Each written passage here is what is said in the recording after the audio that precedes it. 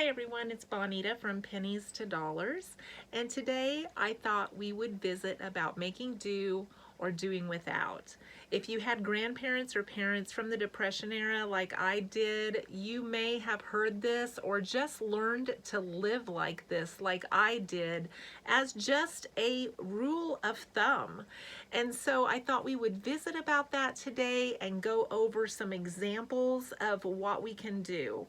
I think we need to think more about unconventional ways to make do.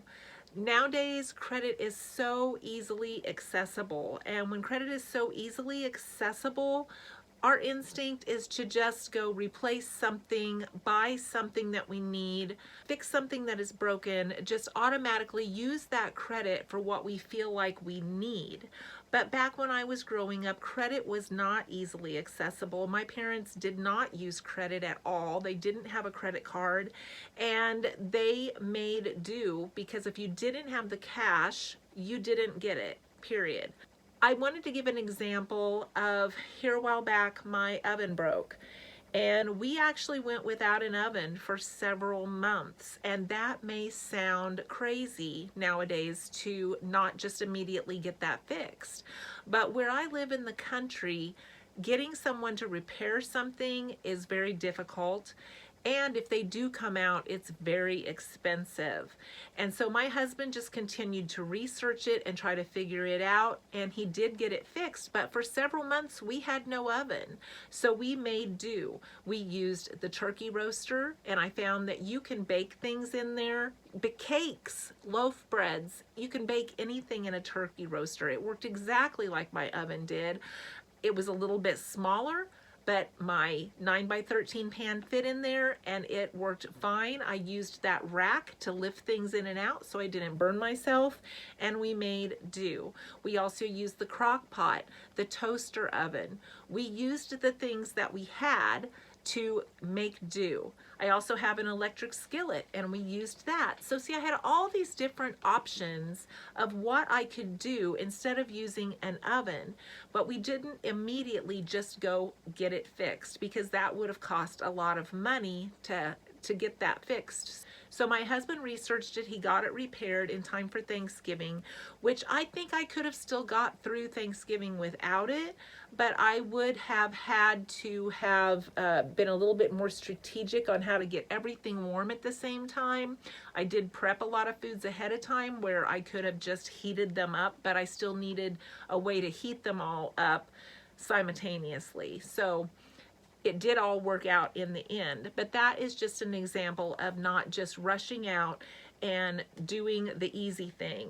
Also, in keeping warm, it's so easy just to turn that heat up. Right now, I'm sitting with a blanket over my lap and I'm perfectly comfortable, and that's all it took to make my entire body warm was just to put a throw blanket over my lap at my desk. We have forgotten how to make ourselves warm, I think, without turning up the heat.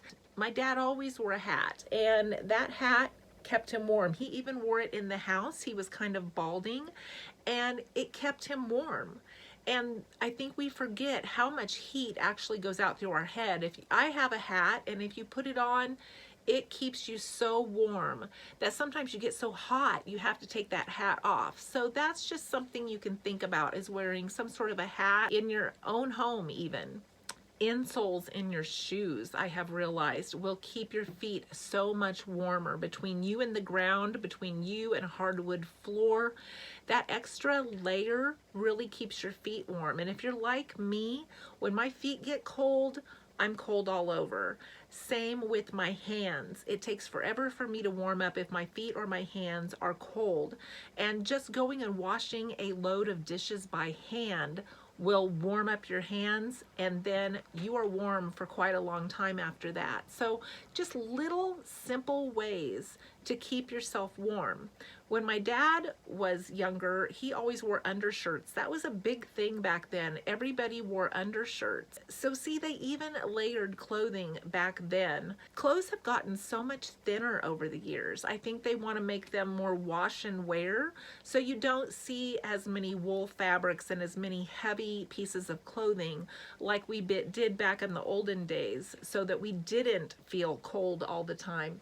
In fact, we live in a drafty old farmhouse, and my kids grew up wearing these fuzzy pajamas. They wore them from infants all the way into their adolescence. This one is a size 12.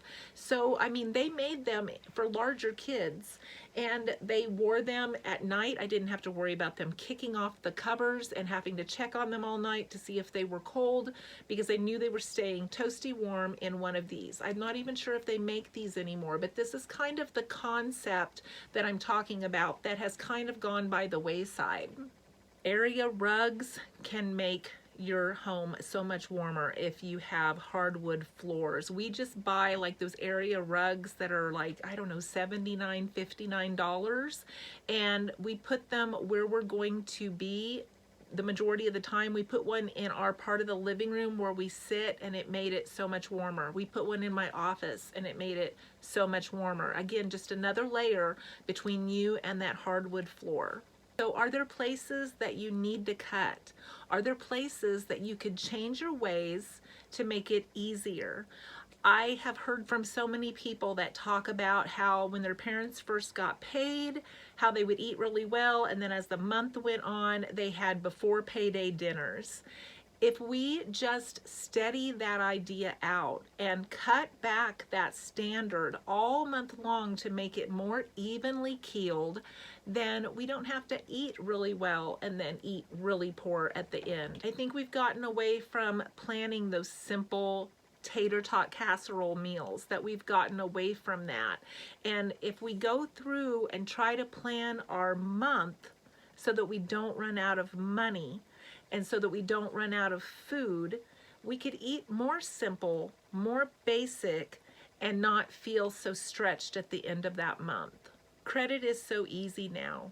What we're doing when we're using our credit card is we are basically selling our future plus interest to whoever we have purchased something from. If we don't have that cash in our pocket, we are selling a piece of our future. More time worked, longer before we can retire. I know when I was younger, I used to think I had all this time to pay off my bills. It wasn't a big deal. I could buy this because I knew I had tons of time to pay it off. But as I'm getting closer to retirement, I realized that I should have started that thinking earlier on. Sometimes there is more life to be lived and you still have debt so that you can't enjoy that life because you've already spent the money of your future, just like you've already spent the food at the beginning of your month. So we have to remember to stretch that out. We don't know what's going to happen in the future. We don't know if we're going to have an injury, if we're not going to be able to work for a period of time. So we have to be careful not to sell our future with that credit card. I personally love the challenge of finding ways to save money, and I've shared a lot of these on my TikTok channel. We reuse Christmas paper. We cut off the edges, we cut off the tape, and if it's in good shape, we use it again. There's so many things like this we can reuse in our household that as a society, I think we've just gotten away from that, or we feel like we're going to be judged, or we feel like, oh, I'm not going to live like that. But you know what? It's your money. It's your future. And when you can save here and there and every dollar matters, it's going to make it easier on yourself when you do need that oven repaired or you do need to take off work for a little while for an injury. I'm all about substitutions, just like that coat hanger example. So in the back of my new cookbook, 50 Frugal Recipes When Living on a Budget, I do have a page of substitutions that you can do while you're cooking so that you don't have to run to the store to buy whatever is specific in that recipe. And there's also 45 of these recipes are also gluten-free options. I have the regular option and the gluten-free option. So I hope this is helpful to you. You can sometimes substitute, you can sometimes skip an ingredient, and just practice will teach you on what you can skip without it being something that will really make a difference to the flavor or to the taste of your dish. And you can use the same concept when it comes to your household goods.